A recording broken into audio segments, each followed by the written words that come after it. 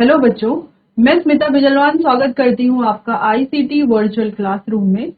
आशा करती हूँ आप सभी स्वस्थ होंगे और अच्छे से अपनी पढ़ाई कर रहे होंगे। बच्चों, आज हम पढ़ने जा रहे हैं क्लास 12th की केमिस्ट्री और क्लास 12th केमिस्ट्री में हमारा चैप्टर चल रहा था कोऑर्डिनेशन कंपाउंड। ठीक है, इसी को ही आगे हम आज कंटिन्यू करेंगे और इसके जो टॉपिक हम पढ़ रहे थे उनको कंटिन्यू करेंगे। उससे पहले आप एक बार रिवाइज कर लीजिए लास्ट लेक्चर में जो भी हमने पढ़ लिया था। वैसे हम एप्लीकेशन ऑफ सीएफटी के बारे में बात कर रहे थे। उससे पहले काफी सारे टॉपिक हमने कंप्लीट कर लिए थे, उन्हें आप एक बार देख लीजिए। ठीक है, कि क्या क्या हमने पढ़ लिया था। चलिए, तो सीएफटी के बारे में बात कर रहे थे। सीएफटी हमने कंप्लीट कर ली थी। सीएफटी के एप्लीकेशंस के बारे में बात कर रहे थे हम। तो एप्लीकेशन ऑफ सीएफटी पहले हमने इलेक्ट्रॉनिक कॉन्फ़िगरेशन यहाँ पर देख ली थी। ठीक है, फिर हमने देख लिया था कि ऑक्टाहेड्रल कॉम्प्लेक्स कैसे कैसे बने हैं और लिगेंड का क्या रोल है यहाँ पर। फिर हमने बात की थी टेट्राहेड्रल कॉम्प्लेक्सेस की, कि टेट्राहेड्रल कॉम्प्लेक्स कैसे बने हैं, यहाँ पर लिगेंड का क्या रोल है। तो यहाँ तक लास्ट लेक्चर हमने पढ़ लिया, यानी कि लास्ट लेक्चर में हमने ये टॉपिक कंप्लीट कर लिया था। ठीक है, जहां पर हमने क्या देखा कि यहाँ पर जो है लो spin tetrahedral complex rarely observe किए जाते हैं, जबकि अगर हम ऑक्टाहेड्रल की बात करें तो वहां पर तो दोनों तरह के बनते हैं, लो स्पिन भी और हाई स्पिन भी। ठीक है, चलिए आगे बढ़ते हैं अगली एप्लीकेशन पर। अगली एप्लीकेशन है बच्चों कलर इन कोऑर्डिनेशन कंपाउंड। यानी कि कोऑर्डिनेशन कंपाउंड में कलर के बारे में बात करेंगे। तो ये कलर कैसे आता है, क्या कोऑर्डिनेशन जो कंपाउंड है वो कलर्ड कंपाउंड होते हैं, इनके बारे में बात करते हैं। अच्छा, आप जानते हैं कि कोऑर्डिनेशन कंपाउंड कलर्ड कंपाउंड ही होते हैं ज्यादातर। ठीक है, चलिए, तो transition metal atoms and their ions with one or more unpaired electron and their complexes exhibit color in both solid state and their solution। यानी कि जो हमारे ट्रांजिशन मेटल एटम है और उनके जो आयन है, ट्रांजिशन मेटल एटम आप जानते हैं ना, ट्रांजिशन मेटल्स कौन से हैं हमारे। ठीक है, डी ब्लॉक के एलिमेंट जो ट्रांजिशन एलिमेंट उन्हें बोला जाता है विद वन और मोर अनपेयर्ड इलेक्ट्रॉन, जिसमें एक या एक से ज्यादा अनपेयर्ड इलेक्ट्रॉन हो। ठीक है, कैसा इलेक्ट्रॉन हो, अनपेयर्ड इलेक्ट्रॉन हो। And their complex exhibit colour, इसीलिए उनके कॉम्प्लेक्स जो है वो कलर एग्जिबिट करते हैं, दोनों उसमें सॉलिड स्टेट में भी और उनके सॉल्यूशन में भी वो कलर एग्जिबिट करते हैं। कौन, ध्यान रखना है आपको, जो हमारे ट्रांजिशन मेटल्स है। ठीक है, चलो, how a substance gets its colour. अब मेन बात यह है कि कैसे, हाउ किसी सब्सटेंस में कलर कैसे आता है, इसके बारे में बात करते हैं। When light passes through a substance, जब किसी सब्सटेंस से लाइट पास होती है, it absorbs some of the wavelength। ये क्या करता है, कुछ वेवलेंथ को एब्जॉर्ब कर देता है। The light transmitted by the substance is deprived of the wavelength that had been absorbed। ठीक है, if absorption occur in the visible region, अगर absorption visible region, स्पेक्ट्रम के विजिबल रीजन में अगर हुआ है, then the transmitted light has a colour complementary to the colour absorbed. तो इसीलिए जो ट्रांसमिटेड लाइट होगा उसके पास क्या होगा, कॉम्प्लीमेंट्री कलर होगा, जो एब्सॉर्ब किया होगा उसके कॉम्प्लीमेंट्री कलर।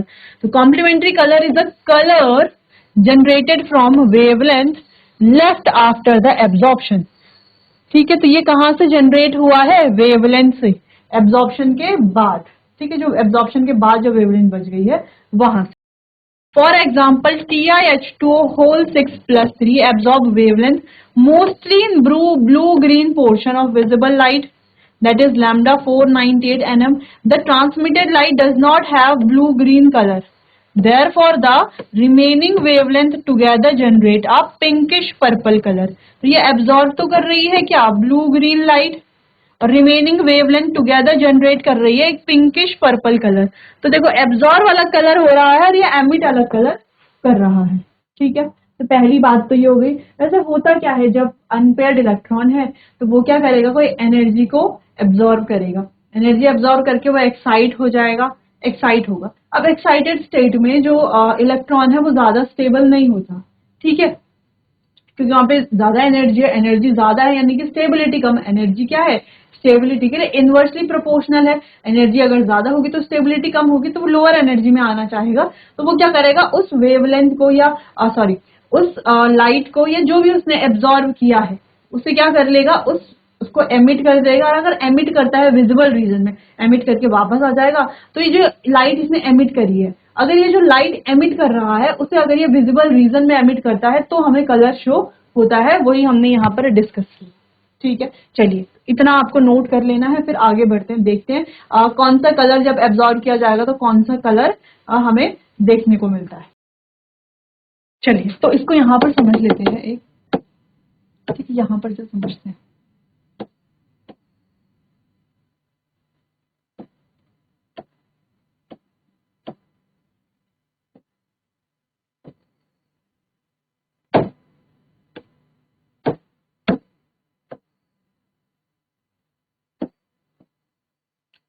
ऑक्टाहेड्रल की बात करें तो ये आ गया हमारा Eg, और ये है T2, जैसे होता है ऑक्टाहेड्रल में। ठीक है, एक्सियल सेट ऊपर और नॉन एक्सियल सेट नीचे। तो यहाँ पर मान लो कोई इलेक्ट्रॉन, अब क्या होगा, ये इलेक्ट्रॉन क्या कर रहा है, कोई एनर्जी h न्यू मान लो, ये एब्जॉर्ब करेगा। एब्जॉर्ब करने के बाद ये हो जाएगा यहाँ से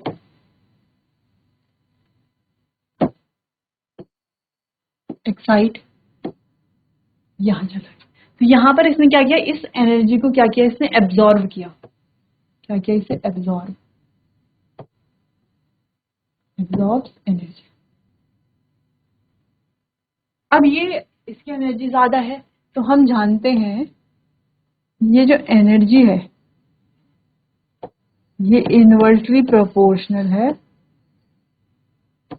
स्टेबिलिटी के। ठीक है, अगर एनर्जी बढ़ेगी तो स्टेबिलिटी क्या होगी, कम होगी, और अगर स्टेबिलिटी बढ़ेगी तो एनर्जी कम होगी। तो ये इलेक्ट्रॉन क्या करता है, स्टेबल नहीं हो, इसीलिए क्या करेगा, ये इस वेवलेंथ को एमिट, ये इस एनर्जी को एमिट कर देता है, एनर्जी को एमिट करता है। अगर ये जो एनर्जी इसने एमिट करी है, ये एनर्जी अगर एमिट करता है ये visible region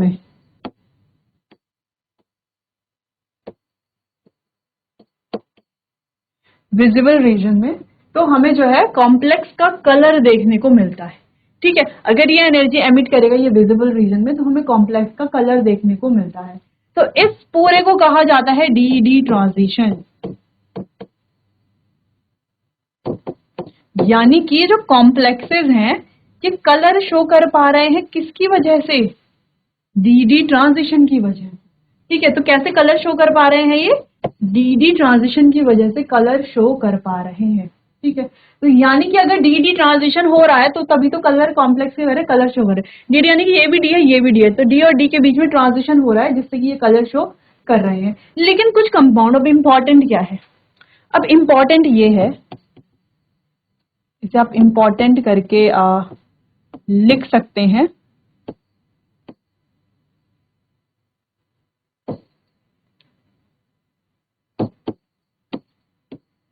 MnO4 negative, Cr2O7 2 negative. अब ये दोनों कॉम्प्लेक्सेस हैं, कंपाउंड हैं। ठीक है, अब अगर हम इन दोनों कंपाउंड की बात करते हैं तो यहां पर नो डी ट्रांजिशन,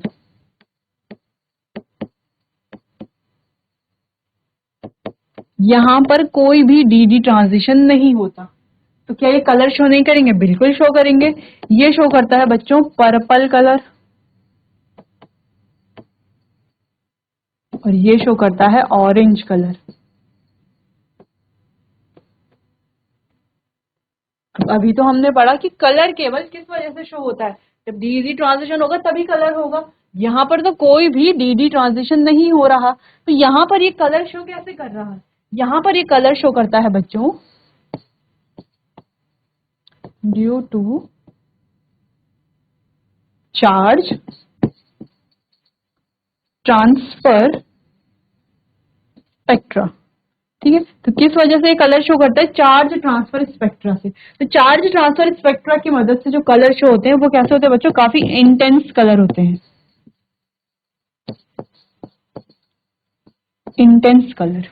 ठीक है, तो इम्पोर्टेंट चीजें समझ में आ गई है कि कैसे ये एब्जॉर्व करता है एनर्जी, देन उसको एमिट करेगा। अगर ये विजिबल रीजन में वापस आने के लिए एमिट करता है अगर विजिबल रीजन में, तो हमें कलर दिखता है। ठीक है, और इस ट्रांजिशन को बोलते हैं डीडी ट्रांजिशन। डीडी ट्रांजिशन की मदद से ही हमें कलर शो होते हैं। दूसरी चीज ये है कि कुछ कंपाउंड ऐसे हैं जिनमें डीडी ट्रांजिशन नहीं हो रहा, क्योंकि इसके डी में 0 इलेक्ट्रॉन है, इसके भी डी में 0 इलेक्ट्रॉन है। तो कहां से होगा? जैसे अगर डी में 0 इलेक्ट्रॉन है तो क्या होगा? No d d transition. एटलीस्ट एक इलेक्ट्रॉन तो होना चाहिए ना डीडी ट्रांजिशन के लिए। तो डी में मतलब डी में इलेक्ट्रॉन ही नहीं है तो डीडी ट्रांजिशन नहीं होगा, जिस वजह से ये कलर शो करते हैं किसकी वजह से? चार्ज ट्रांसफर स्पेक्ट्रा की मदद से। क्लियर है? तो ये इंपॉर्टेंट पॉइंट है, इसको आप एक बार देख लीजिए, नोट कर लीजिए, फिर आगे बढ़ते हैं, इसी को आगे कंटिन्यू करते हैं।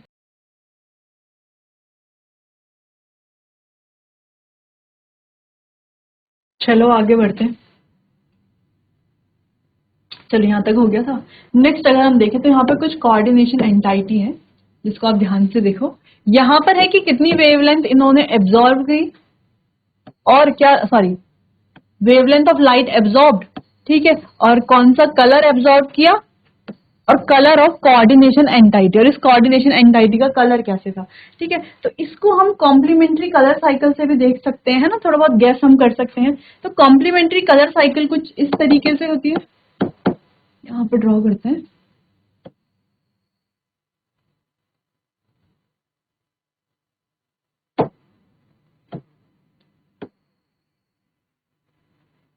ठीक है, ये कॉम्प्लीमेंट्री कलर साइकिल ड्रॉ कर लेते हैं।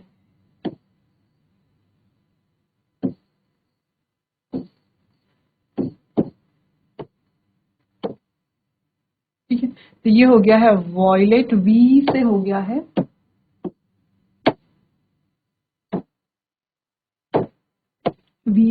है violet, blue, green, yellow, orange और रेड। ठीक है, तो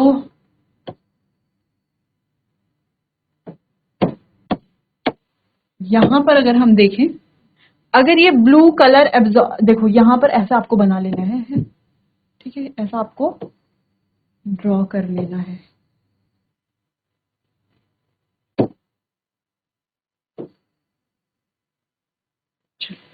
अगर देखो बच्चों यहाँ पर ब्लू कलर एब्जॉर्ब होता है तो ऑरेंज कलर एमिट होगा, रेड कलर एब्जॉर्ब होता है तो ग्रीन कलर एमिट होगा। अगर मान लो ऑरेंज और रेड के बीच का कोई कलर एब्जॉर्ब होता है तो ग्रीन और येलो के बीच का कोई कलर एमिट होगा। अगर वॉयलेट और ब्लू के बीच का कोई कलर एब्जॉर्ब होता है तो ऑरेंज और रेड के बीच का कोई कलर यहाँ पर एमिट होगा। ठीक है, जैसे अगर आप यहाँ पर देखो तो यहाँ पर येलो एब्जॉर्ब हुआ है, और हमें पिंक सा कलर दिख रहा है। ठीक है, तो येलो एब्जॉर्ब हुआ है, देखो येलो एब्जॉर्ब हुआ है तो वॉयलेट दिखना चाहिए था, इसीलिए हमने कहा कि ये क्या है, कॉम्प्लीमेंट्री कलर साइकिल। इससे हम गेस कर सकते हैं, लेकिन ये एग्जैक्ट कलर शो नहीं कर सकती। हाँ, कुछ कॉम्प्लेक्सेस में ये जो है एग्जैक्ट कलर भी शो करती है। ठीक है, बस आपको याद रखना है यहाँ पर इंडिगो इंक्लूड नहीं करना है, VBGYOR, जैसे हमने बचपन में पढ़ा है ना, विबग्योर, VIBGYOR,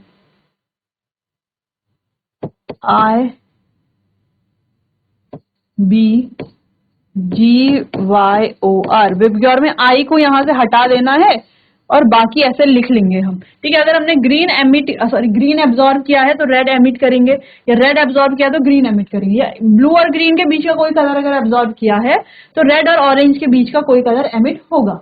ठीक है, तो ज्यादातर कॉम्प्लेक्सेस में ये काम आ जाती है, बहुत सारे कॉम्प्लेक्सेस में जो है ये काम नहीं भी आती है, जो है डिफरेंट कलर वहां पे शो करते हैं, जैसे हमने यहाँ पर ही देखा। ठीक है, चलो अगला यहाँ पर है कि ब्लू ग्रीन कलर जो है एब्जॉर्ब होगा किसमें? CONH3 whole 5 H2O 3+। तो यहाँ पर देखो ये है 500 इसकी wavelength, blue green colour absorb हुआ, और जो कोऑर्डिनेशन एंटाइटी है उसका कलर क्या है? रेड है। तो जैसे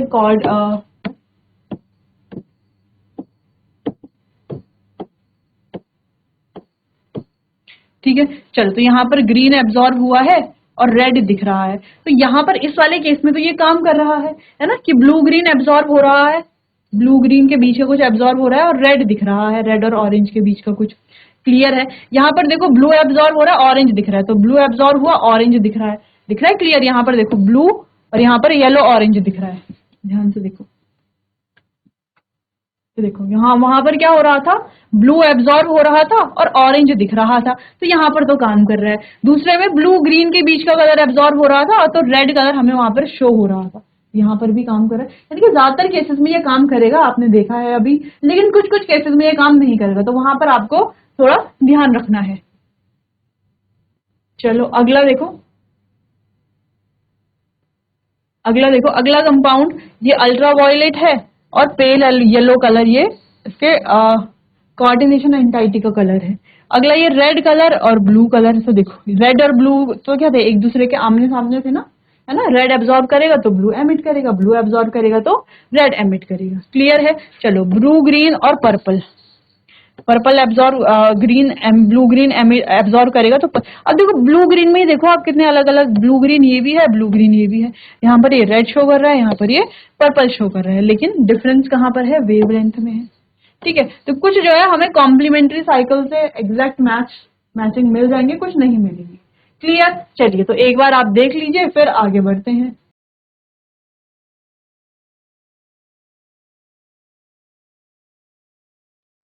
चलिए आगे बढ़ते हैं। तो the origin of colour in the coordination complex can be very well explained bye crystal field theory. तो ये बहुत अच्छे से क्रिस्टल फील्ड थ्योरी ने इसे एक्सप्लेन किया है कलर्स को। अच्छा, जो कि वीबीटी जब हमने पढ़ा तो वीबीटी एक्सप्लेन नहीं कर पाई, तो वीबीटी की ये क्या थी, लिमिटेशन भी थी। चलो तो ध्यान रखना है, साथ साथ रिलेट करके पढ़ना है। We know that in complexes the 5 degenerate यानी कि n-1d orbit split into 2 separate energy orbitals namely T2g और Eg। ये हमें पता है कि T2g और Eg में ये स्प्लिट करते हैं। चलो अगला, when light is incident on the metal ion in octahedral complex, the electron in the lower T2g orbital absorb energy in the form of some wavelength and get promoted to higher energy level। ठीक है, higher Eg। तो यहां से एक electron क्या हो गया, energy से एनर्जी एब्जॉर्ब करके यहां चला गया। ठीक है, sets of orbitals, the complementary colour of absorbed colour became the colour of the complex. तो उसका जो कॉम्प्लीमेंट्री कलर यानी कि जो उसने एब्जॉर्ब करा है, इसका जो कॉम्प्लीमेंट्री कलर है वो हमारा जो कॉम्प्लेक्स बनेगा उसका कलर आ जाएगा। क्लियर है? यानी कि जो हमने कॉम्प्लीमेंट्री साइकिल में पढ़ा है उसके अकॉर्डिंग कलर आ जाएगा, है ना। कॉम्प्लीमेंट्री साइकिल में क्या पढ़ा था, अगर वॉयलेट एब्जॉर्ब किया होगा तो येलो एमिट करेगा। ठीक है, इस तरीके से तो जो भी एब्जॉर्ब किया होगा उसके कॉम्प्लीमेंट्री कलर ही वो एमिट करेगा। Thus the colour of the coordination compound arises due to transition of. तो जैसे कि हमने बात की कि जो एब्जॉर्ब्ड एनर्जी है यानी कि एब्जॉर्ब्ड एनर्जी ऑफ लाइट हम फाइंड कर सकते हैं कैसे, energy of absorbed light is equals to energy of Eg, Eg की एनर्जी और T2g की एनर्जी को माइनस कर लेंगे तो एब्जॉर्ब्ड लाइट हमारे पास आ जाएगी। क्लियर है? तो चलिए बच्चों, आज के लिए इतना ही। बाकी इस चैप्टर को आगे कंटिन्यू करेंगे हम अपने आने वाले अगले सेशन में। तब तक के लिए आपका बहुत बहुत धन्यवाद।